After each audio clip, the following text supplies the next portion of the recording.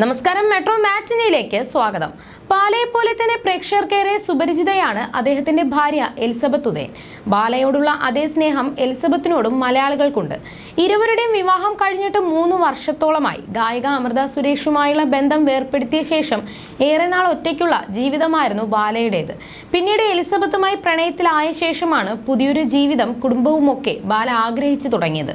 Social മീഡിയയിലും വളരെ സജീവമാണ് എലിസബത്ത്. തന്റെ വിശേഷങ്ങളും സന്തോഷങ്ങളും എല്ലാം എലിസബത്ത് പങ്കുവെച്ചെത്താറുണ്ട്. യൂട്യൂബ് ചാനലിലൂടെയാണ് കൂടുതൽ വിശേഷങ്ങളും പങ്കുവെക്കുന്നത്. ഇപ്പോഴത്തെ താൻ കടന്നു പോകുന്ന അവസ്ഥകളെക്കുറിച്ചും മാതാപിതാക്കളുടെ പിന്തുണയെപ്പറ്റിയും പറയുകയാണ് എലിസബത്ത്. എൻ്റെ സന്തോഷങ്ങൾക്ക് വേണ്ടിയാണ് ഞാൻ വീഡിയോസ് ചെയ്യുന്നത്.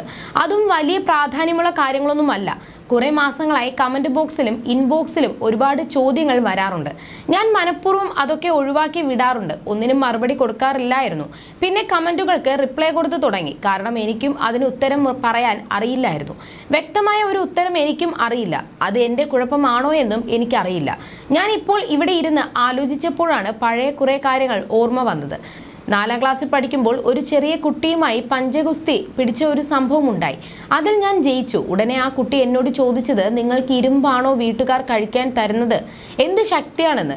അന്നത് കോമഡിയായി തോന്നി. പക്ഷേ ആ സംഭവം ഇന്ന് ആലോചിക്കുമ്പോൾ എനിക്കും അത് ശരിയാണെന്ന് തോന്നുന്നു. കാരണം എന്നെ വല്ല ഇരുമ്പിലുമാണോ നിർമ്മിച്ചതെന്ന് ഇടയ്ക്ക് തോന്നാറുണ്ട്. കാരണം കുറേ തവണയായി ഓരോ കുഴിയിലും പ്രശ്നങ്ങളിലും പെടാൻ തുടങ്ങിയിട്ട്. എന്നാൽ മൊത്തത്തിൽ രക്ഷപ്പെടുന്നുമില്ല. വലിയ കുഴപ്പങ്ങളുമില്ലാതെ വന്ന് നിൽക്കുന്നുമുണ്ട്. ഇതൊക്കെ ഓർക്കുമ്പോഴാണ് വീട്ടുകാർ എനിക്ക് ഇരുമ്പ് ആയിരുന്നു കഴിക്കാൻ തന്നിരുന്നു എന്നത് ചിന്തിച്ചു പോകുന്നത്. നമ്മൾ ചില ആളുകളെ അയൺ വുമൺ എന്നൊക്കെ പറയുമല്ലോ, അതുപോലെ എനിക്കും തോന്നുന്നു. ഇതിലൂടെയൊക്കെ കടന്നു പോകുമ്പോൾ ഒന്നിനെ പറ്റിയും വ്യക്തമായ ധാരണ എനിക്ക് കിട്ടിയിട്ടില്ല. എനിക്ക് എന്നെ തന്നെ പറഞ്ഞ് മനസ്സിലാക്കാനും സാധിച്ചിട്ടില്ല.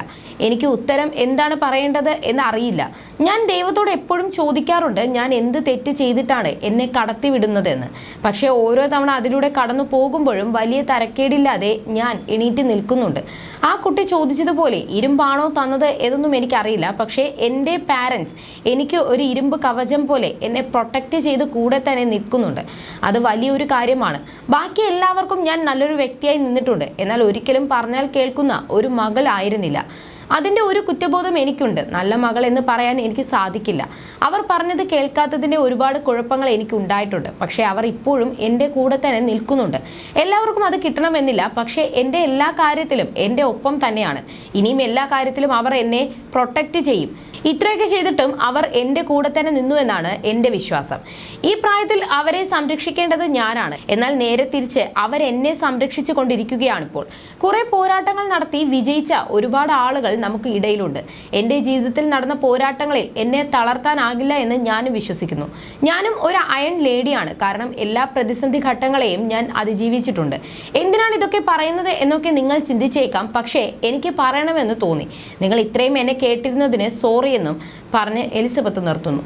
You're watching me on metromatney.com. on metromatney.com. metromatney.com. Subscribe for more videos. Subscribe for more videos. Subscribe here for more videos. Subscribe now. Thank you.